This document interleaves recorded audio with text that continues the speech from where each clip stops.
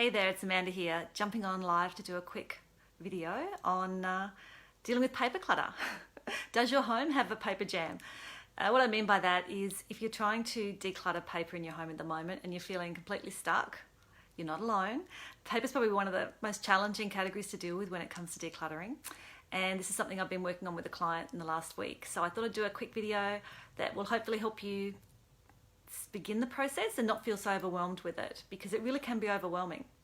So I've got a 3-step process that I like to share with my clients, and I thought I'd just do a video on that today. So number one, the first thing before you even pull out any paper, I mean, you probably can see paper around your home and you open your cupboards and you can see paper, but before you touch any of it, I suggest that we create a list of the categories of paper that you're actually holding on to. And that's simply just walking around, having a look. Are there invitations, old catalogues, magazines, training manuals, any random pieces of paper that you can see really easy to identify, is to write that in a list and create a list of categories. And just keep working on this until you have a very detailed list. And then it's just simply a matter of sitting down and deciding which of these categories actually serve a purpose. So that's step number 2. Going through the list and deciding, does this actually serve a purpose? Do I need to keep old invitations? Do I need to keep old pay slips? Do I need to keep old training manuals? Especially if I did the course like 5 years ago. Because what I find is a lot of these things that we keep with good intentions, but then find that we don't even use them years down the track. Now, paper is something that we're dealing less and less with. A lot of our communication today is electronic, which is fabulous. But we still have years of paper in our homes, well, most of us do, that we could really declutter and make valuable space for other important things. So even though you know you don't have as much coming in, it is great to go through and get rid of all that excess old stuff that you're not going to need. It really does feel great.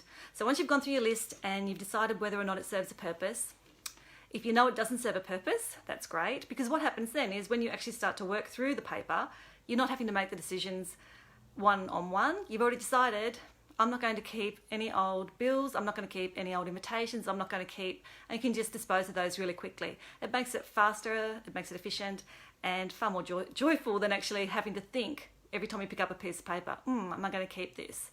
You're basically thinking, this is a category I've decided to keep, this is a category I'm not, and you make that decision instantly as you work through it. And then my 3rd tip is to decide if it's short-term or long-term. So if you're going to keep it, if it's short-term, say within a month or so, you need to dispose of it, where you're going to be keeping that paperwork, and then if it's long-term, how you're going to store that, so in a filing cabinet or whatnot, and creating a space to allow for those items. And also creates a limitation on how much you keep. So for short-term storage, I use a really simple process.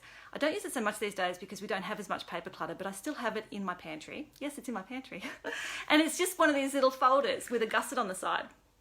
And the reason I use that is it creates a limit on how much I can put in there, but it's a really great handy place to keep all of those miscellaneous pieces of paper, rather than just leaving them on the bench in the kitchen or shoved in the corner somewhere of a bookshelf. I pop them in this folder on the inside of my pantry door, and they're out of sight, nice and clean and tidy, and I can find them instantly when I need them. And as for long-term storage, I have a filing cabinet, and I have a folder for each family member, and I have one for health, and a few different categories, and that makes it really easy to file things as soon as they come into the house. I don't put it down on the bench and deal with it later. I open up whatever it is and pop it in whichever filing source it needs to go into. And therefore you don't get the build-up of paper happening. So yeah, that's my tips for today. Start with your list of paper categories, then work through, does it serve a purpose or not? And then lastly, deciding, is it short-term or long-term, and how am I going to file it? And that's it. That's how I deal with paper clutter with clients. I hope you found this video helpful. If you think someone may enjoy this video as well, I'd love for you to share the video. And of course, if you have any questions about paper clutter, just pop a comment down below and I'll be sure to get back to you. And I'll see you in the next video. Bye.